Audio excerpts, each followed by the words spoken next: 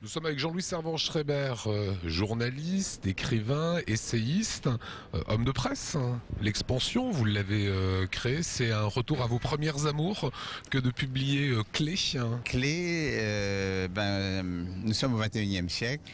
Nous avons changé d'époque et cette époque n'est pas facile à comprendre. Comment hiérarchiser les informations nombreuses que l'on reçoit. Voilà, on essaye de faire ça avec un magazine. Alors c'est un magazine qui est très assumé, vous dites c'est un magazine pour retrouver du sens. Est-ce que nous sommes dans une société qui manque de sens ? La conséquence de trop d'informations, c'est pas assez de réflexion. Les médias électroniques dont vous faites partie sont excellents pour diffuser ce qu'il y a lieu de savoir, ce qui se passe. Mais il n'y a pas que ce qui se passe qui est important. C'est très important aussi, c'est d'essayer de le comprendre et de le hiérarchiser. Et alors là, peut-être que la presse écrite peut nous apporter quelque chose. Voilà, décrypter l'information. Ce magazine me fait penser, ce serait un petit peu le journal Le Monde sur papier glacé.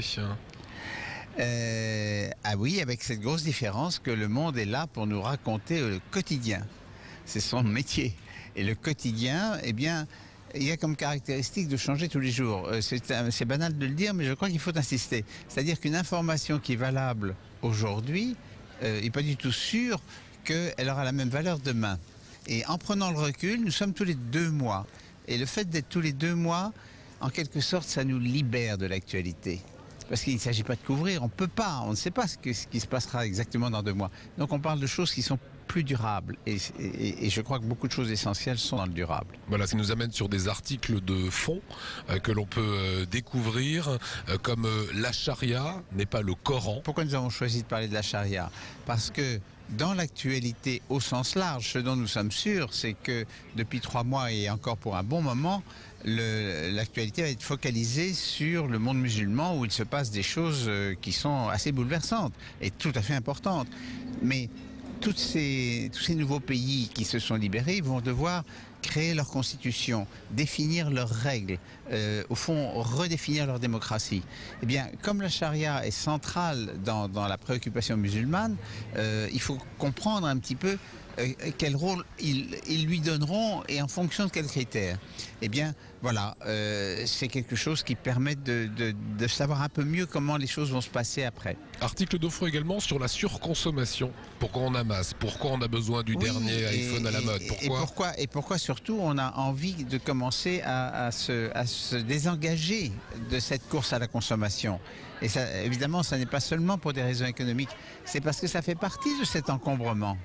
Cet encombrement d'informations, c'est aussi un encombrement d'objets, c'est aussi un encombrement de tentations, ce qui fait que nous ne sommes même plus disponibles nous-mêmes pour vraiment profiter des choses. Sujet culture, philo, psycho, sagesse, écologie, sujet société aussi, sujet qui décrypte, très intéressant, la chute des dictatures, les révoltes arabes. Donc vous restez toujours dans l'actualité avec du recul. Justement, pas d'actualité là.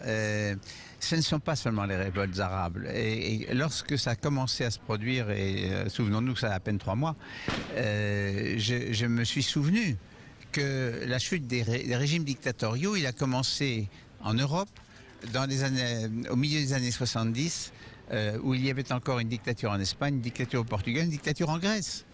Et petit à petit, sud de l'Europe, puis énorme bloc soviétique, puis Afrique du Sud, les dictatures sud-américaines. Finalement, la marche vers la démocratie, elle se continue depuis 40 ans. Et maintenant, c'est le tour des pays arabes. Donc, notre rôle, c'est de dire ça, parce que peu importe ce qui se passera le mois prochain, ça restera vrai.